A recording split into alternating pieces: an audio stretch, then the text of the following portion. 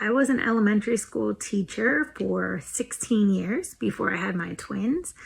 And I'm almost kind of embarrassed to admit it, but it took me a really long time to figure out that the way you read to a baby or a young toddler or even a preschooler is different than the way you might read to a third or a fourth or a fifth grader. And let me just pause to say that if you are reading with your child, you are doing a great thing. There is not a wrong way to read with your child.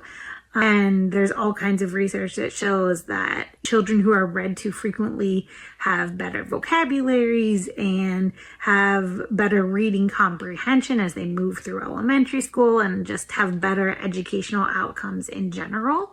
But there's good and then there's better. And so here are just some things that I've learned with my boys that help me to read with them in a way that really helps develop their language skills and their vocabulary. So one of our favorite books around here is The Very Busy Spider. And obviously if I was reading this with an elementary schooler, I would read every single word on the page, but babies can't read. And so you actually don't need to read any of the words on the page, and you certainly don't need to read all of the words on the page. One thing that is really helpful is making sure that your child can see both the book as well as your face, and so they can see your mouth moving at the same time as they are seeing the actual pictures in the book.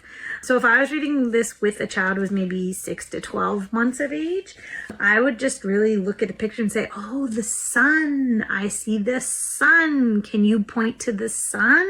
And then I might point to the sun, and then I might go to the different animals and say, horse, neigh, neigh. And it's important to give them opportunities to try to fill in the blanks. So I might say, neigh, neigh, horse, and then pause and wait for them to see if they say neigh, neigh.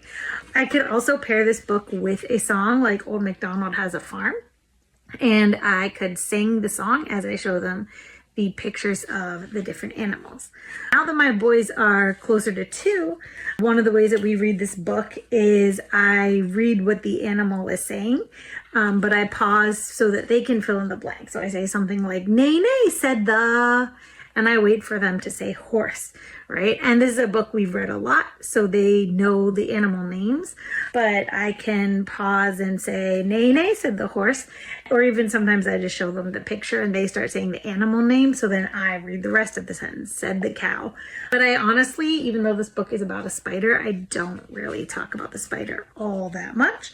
Of course, if your child is getting a little bit older, you would start to read more of the words on the page.